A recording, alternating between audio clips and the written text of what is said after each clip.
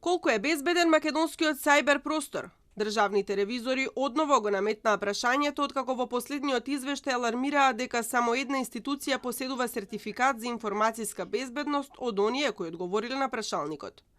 Загрижувачки мала е заштитата на критичните информацијски системи.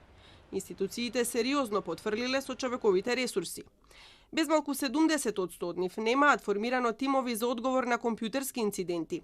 Ако пак се случи хаварија на крајот од работниот ден, голема е веројатноста IT инженерите да се на пладневна дремка, бидејќи 87% од институциите воопшто не утврдиле обврска за нивно ангажирање надвор од работното време. Институциите и органите не обезбедуваат ефикасна и целосна заштита на критичните информацијски системи. Причини за ваквата состојба се недостаток на закони за безбедноста на информацијските системи, неусогласеност со европските директиви, недостаток на стратешки документи, нефункционирање на Националниот совет за сајбер безбедност и недоволна кадровска екипираност. Ревизорите со забелешки и за процентот на инвестиции во сајбер безбедноста. Од преку 3 милиарди евра вредни договори склучени во период од околу 4 години, незначително мал процент завршил во овој сектор.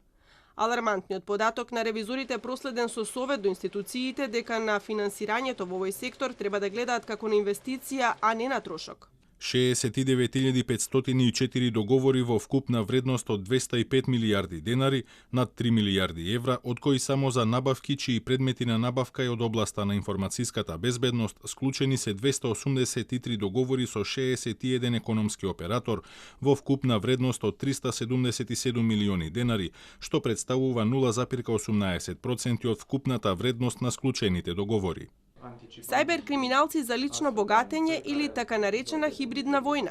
Прашањата останаа делумно да лебдат. Како завршија уцените за тргување со чувствителни податоци, кои водеа до откуп во кој во игра беа и криптовалути. Во неколку наврати владиниот врв во нападите препозна хибридна војна.